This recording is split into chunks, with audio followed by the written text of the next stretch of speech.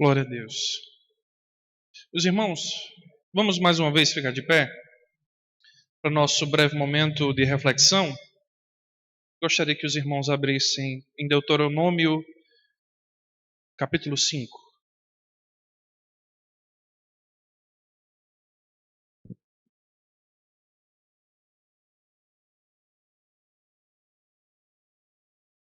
Deuteronômio, capítulo 5, a partir do verso 22. Faremos uma breve reflexão nesse texto. Deuteronômio 5, a partir do 22 até o 33. Acompanhe comigo, se você já achou, aqui na minha versão, tá bom? Estas palavras falou o Senhor a toda a vossa congregação no monte, no meio do fogo, da nuvem e da escuridade, com grande voz. E nada acrescentou, tendo-as escrito em 2 tábuas de pedra, deu-as a mim. Sucedeu que, ouvindo a voz do meio das trevas, enquanto ardia o monte em fogo, vos achegastes a mim, todos os cabeças das vossas tribos e vossos anciões. Dissestes: Eis aqui o Senhor nosso Deus nos fez ver a sua glória e a sua grandeza, e ouvimos a sua voz no meio do fogo. Hoje vimos que Deus fala com o homem, e este permanece vivo. Agora, pois, por que morreríamos? Pois este grande fogo nos consumiria. Se ainda mais ouvíssemos a voz do Senhor, nosso Deus, morreríamos. Porque quem há de toda a carne que tem ouvido a voz de Deus vivo falar do meio do fogo, como nós ouvimos, e permanecesse vivo? Chega-te e ouve tu o que disser o Senhor nosso Deus, e tu nos dirás tudo o que te disse o Senhor nosso Deus, e ouviremos e o cumpriremos. Ouvindo, pois, o Senhor as vossas palavras, quando me faláveis a mim, o Senhor me disse: Eu ouvi as palavras deste povo, as quais te disseram, e em tudo falaram eles bem.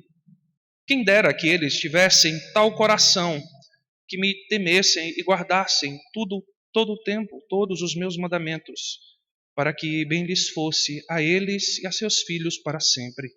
Vai, diz-lhes, tornai-vos às vossas tendas. Tu, porém, fica-te aqui comigo, e eu te direi todos os mandamentos, e os estatutos e juízos que tu lhes hás de ensinar, que cumpram na terra que eu lhes darei para possuí-la. Cuidareis em fazer como vos mandou o Senhor vosso Deus.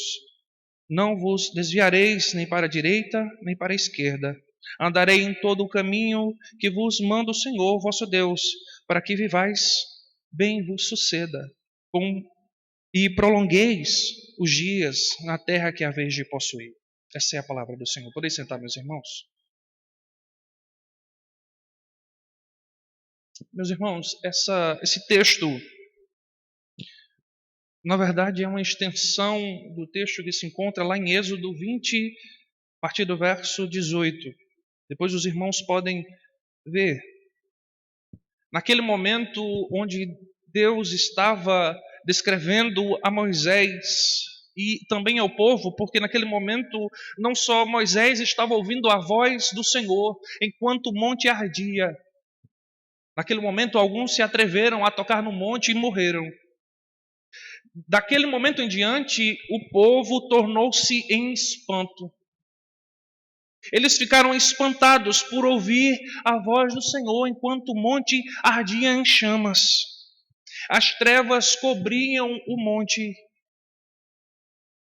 E aqueles irmãos ficaram aterrorizados. Aqueles irmãos ficaram em pavor. E meus irmãos, todos aqueles que tiveram uma experiência com a presença, com a teofania, ficaram aterrorizados. Não há um relato sequer na Bíblia onde aquele que presenciou uma teofania não tinha ficado alarmado. O exemplo disso está Daniel, lá em Daniel capítulo 8, verso 17. Ao contemplar o Senhor, ele cai. Ele se põe no chão. Abacuque também, capítulo 3, verso 16. Abacuque diz que no seu íntimo se comoveu, só porque ele ouviu a voz do Senhor. Paulo, ao caminho de Damasco, cai do cavalo, ao ouvir a voz daquele que ele perseguia, dizendo: Saulo, Saulo, por que me persegues? Então, meus irmãos, não há um ser humano que tenha contemplado a glória de Deus e não tenha ficado estremecido. E a realidade é que aqueles irmãos, de fato, o povo de Israel ficou em pavor. Eles não poderiam compreender ou entender aquilo que estava acontecendo, pois todos aqueles que haviam ousado tentar se aproximar de Deus foram fulminados. Tanto é que nós vemos o relato de que não há ninguém que tenha visto a Deus e tenha sobrevivido. Porque aqueles que se lançam de maneira perturbadora são rejeitados. Somente aqueles que o Pai escolheu para se revelar são aqueles que são autorizados, aqueles que são impactados. E, meus irmãos, o próprio Abacuque teve uma transformação na sua vida. Basta você ver os 2 primeiros capítulos e contemplar o terceiro, como aquela pessoa que inicia o livro de Abacuque não é mais o mesmo. Como Paulo, depois de contemplar a imagem e a voz do Senhor em glória, não foi mais o mesmo. Eles ficaram espantados com essa aparição. E é mais. Eles reconhecem a grandeza de Deus. Eles dizem no verso 24: Eis que o Senhor, nosso Deus, nos fez ver a sua glória e a sua grandeza. Não havia, meus irmãos, naquele momento qualquer dúvida. E se houvesse dúvida no coração daquele povo, como em todo o progresso do deserto houve, naquele momento todas as dúvidas foram tiradas do seu coração. Mas em seus corações havia medo e não temor. Eles dizem que ouviram a voz do Senhor, ainda no verso 24, no meio do fogo. Eles confessam que de fato Deus fala com os homens ainda. Mas ainda assim os seus corações estavam cheios de medo. E aqueles que temem o Senhor fogem da sua presença. Não do temor de contrição, mas um temor de pavor e medo. Porque, meus irmãos, além disso, eles reconhecem a sua total pecaminosidade, a sua total fraqueza diante de Deus. Pois eles dizem: não há quem venha a Deus. No verso 25: agora, pois, por que morreríamos? Pois este grande fogo nos consumiria. Eles estavam contemplando a voz do Altíssimo, declarando verdades eternas, mas em seus corações só havia medo, só havia pavor, por conta do reconhecimento da sua pecaminosidade. Eles fizeram como Adão. Depois de se aperceber nu, ele se esconde. Adão, por que você está escondido? Senhor, eu ouvi a tua voz e estava nu e por isso eu me escondi. O povo estava com tanto medo que eles não queriam mais ouvir a voz de Deus. Eles acreditavam que se permanecessem um pouco mais ali, provavelmente o Senhor os mataria. Pois eles reconhecem os seus pecados. Não há homem que veja Deus e tenha sobrevivido. Eles dizem: por que morreremos? E, meus irmãos, eles reconhecem que a santidade de Deus não pode coabitar com a pecaminosidade deles. Vocês entendem que esse pavor, em primeiro lugar, é porque eles têm medo, porque sabem que Deus é santo e eles são pecadores. Eles são indignos da presença de Deus. E por isso eles querem fugir. Mas, meus irmãos, Israel sempre foi pecador, sempre foi um povo caído. Mas a partir daqui eles começam a perceber que eles necessitam de alguém, de um mediador que possa falar com Deus. e esse venha a falar com eles, porque eles sabem que certamente a ira de Deus os fulminaria. Deus certamente os mataria.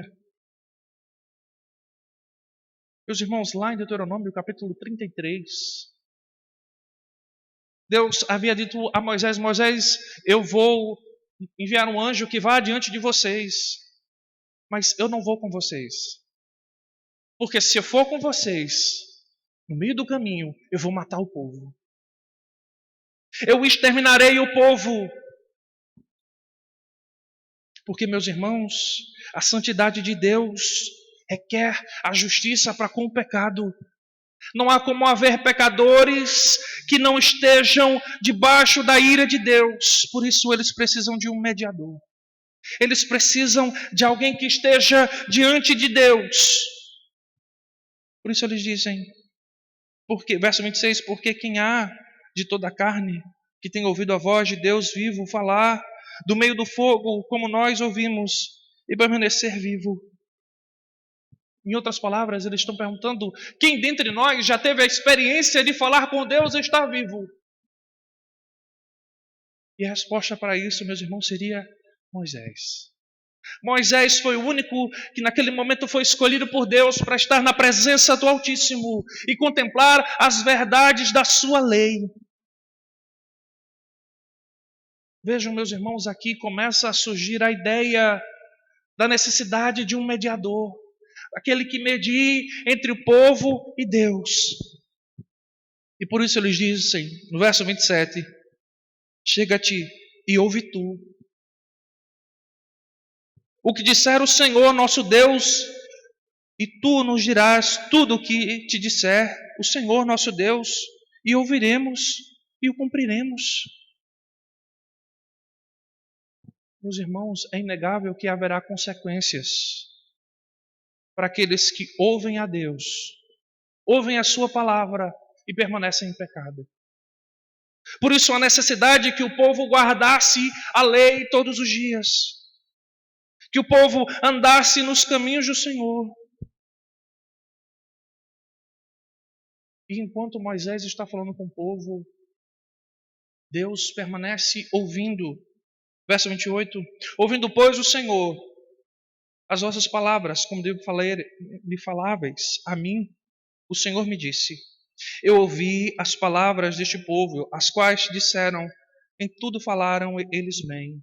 De fato, o Senhor confirma aquilo que eles estavam declarando. De fato, a presença deles continua com o Senhor, sem uma mudança na sua vida, seria para eles terminal.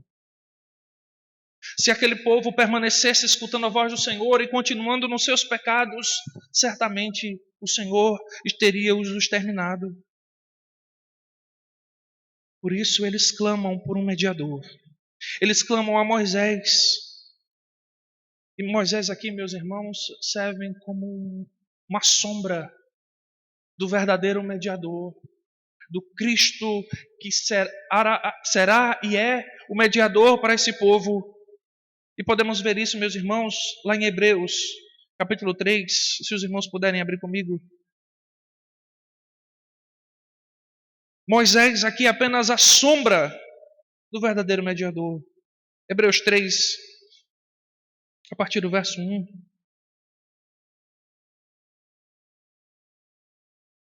Por isso, santos irmãos, que participais da vocação celestial, considerai atentamente o apóstolo, o sumo sacerdote da nossa confissão, Jesus, o qual é fiel àquele que o constituiu, como também era Moisés em toda a casa de Deus. Jesus, todavia, tem sido considerado digno de tanto maior glória do que Moisés, quanto maior honra do que a casa que tem aquele que a estabeleceu. Pois toda casa é estabelecida por alguém, mas aquele que a estabeleceu todas as coisas é Deus. E Moisés era fiel em toda a casa de Deus, como servo, para testemunho das coisas que haviam de ser anunciadas. Cristo, porém, como filho em sua casa, a qual casa somos nós, se guardamos firmes até o fim a ousadia e a exultação da esperança. Vejam, meus irmãos, como esses dois textos se complementam. Como a realidade descrita por Moisés naquele momento aponta para o mediador Jesus Cristo. Pois o homem caído é incapaz de conviver com Deus sem que alguém o redima. O homem caído é incapaz de se aproximar de Deus sem que a ira de Deus não o fulmine se ele antes não se converter dos seus pecados. Mas essa conversão, meus irmãos, só é possível porque há alguém que media. Há alguém que está no meio das duas partes conflitantes e as une. Naquele momento era Moisés. Moisés estava ouvindo diretamente a revelação do Senhor e a transmitindo para o povo. A graça derramada sobre a vida de Moisés era transmitida para um povo. A partir do verso 28, vemos como Deus confirma isso. Em tudo eles falam bem. Deus está dizendo que, de fato, eles precisam de alguém que esteja diante deles. Eles precisam de alguém que os redima. Pois, se eles continuarem com seus pecados, certamente morrerão. E vemos, meus irmãos, a partir do verso 29, que de fato o coração desse povo estava distante de Deus. Deus os elogia porque eles estavam falando o correto, mas Deus os abate dizendo que quem dera eles fossem sempre assim. Quem dera as palavras deles fossem em temor a mim, para sempre guardar os meus mandamentos, e assim não só eles seriam bem, mas também os seus filhos. Deus sabe, meus irmãos, o quão esse povo é pecador. E o momento da teofania faz com que esse povo perceba isso. Não há trevas que não seja iluminada pela luz. Não há pecado que não seja impactado pela presença de Deus. E é isso que esse povo está presenciando nesse momento. E eles necessitam de um mediador. Eles precisam de alguém que interceda por eles, de alguém que esteja diante de Deus. E por isso o Senhor encerra com algumas instruções para esse povo pecador, para esse povo que está diante dele, mas o seu coração permanece distante do Senhor. E vejam, meus irmãos, que Moisés de fato será um mediador. O Senhor diz: pede para que eles vão para suas tendas, mas você fica aqui. Meus irmãos, que privilégio Moisés teve nesse momento de estar na comunhão do Senhor, de ser aquele que apontaria para o Cristo. E, meus irmãos, Moisés é chamado a ser um mediador, aquele que irá ensinar o povo a guardar a lei, aquele que irá pregar todos os ensinamentos dos quais ele recebeu de Deus. O verso 31 diz: tu lhes hás de ensinar. Um grande desafio para Moisés. E o Senhor termina de fato com os versos finais, dando pelo menos duas instruções para aquele povo. Voltemos lá para Deuteronômio, capítulo 5, a partir do verso 30. Ou melhor, a partir do verso 31. Ele diz: tu, porém, fica-te aqui comigo, e eu te direi todos os mandamentos, estatutos e juízos, e tu lhes hás de ensinar, que cumpram na terra que eu lhes darei para possuí-la. E, meus irmãos, Canaã seria o local onde eles deveriam abandonar as velhas práticas conquistadas no Egito. as velhas práticas conquistadas em meio à idolatria, e ali eles deveriam cumprir todos os mandamentos de Deus.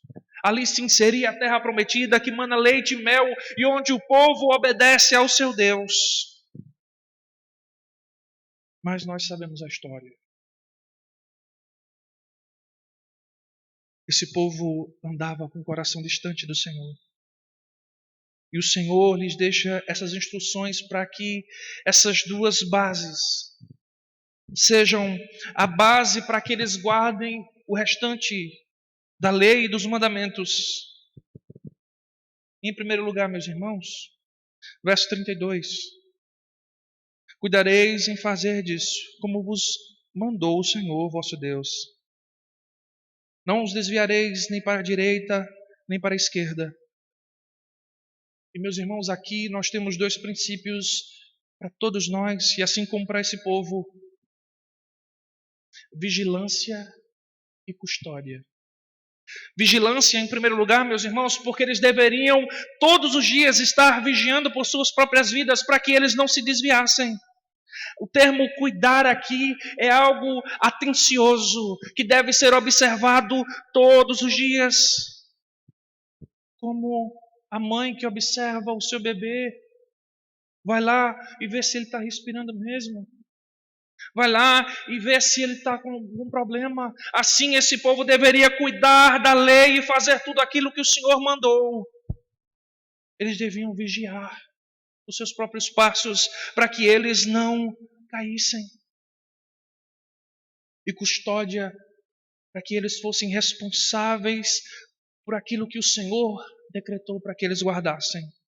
Para que eles estivessem todos os dias atentos para a lei do Senhor, como alguém que está de custódia, pertencente àquele que deve ser cuidado, e a lei foi dada na mão do povo para que eles aguardassem e tomassem conta.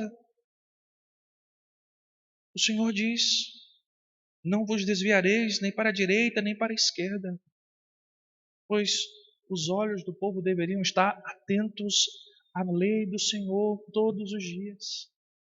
Eles não deveriam observar os outros povos e as suas formas de adoração, de como os seus monumentos eram bonitos, como as suas adorações e cultos eram festivos, mas eles deveriam se ater à lei do Senhor.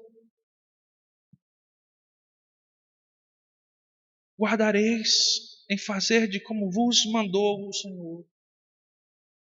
Meus irmãos, nós precisamos nos ater a isso, precisamos nos guardar aquilo que o Senhor mandou. Nós precisamos observar a palavra do Senhor e guardá-la todos os dias. Nos ater a essa palavra, porque, meus irmãos, todos os dias nós precisamos dessa palavra. Aquele povo necessitou de um mediador, e nós temos a Jesus Cristo. Aquilo que para eles era sombra, para nós é a forma realizada. E através dele nós temos a esperança eterna de que seremos salvos e de que somos salvos. Mas, meus irmãos, isso não invalidará que devemos guardar tudo aquilo que o Senhor nos ordenou. A certeza da salvação jamais pode levar um crente a abandonar a lei de Deus, mas deve levá-lo a uma contrição ainda maior e de uma certeza de que ele não pode sem o seu mediador. Aquele povo se reconheceu diante do Senhor incapaz. Nós todos os dias devemos nos reconhecer incapazes de guardar essa lei.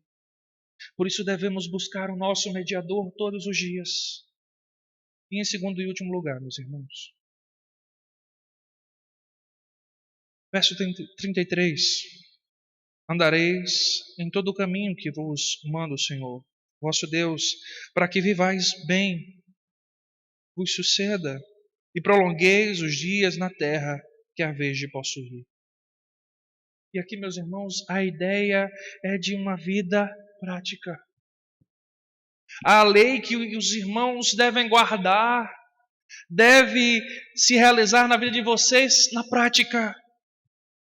Vocês devem andar conforme a palavra do Senhor, não conforme os princípios humanos, mas conforme a palavra do Senhor.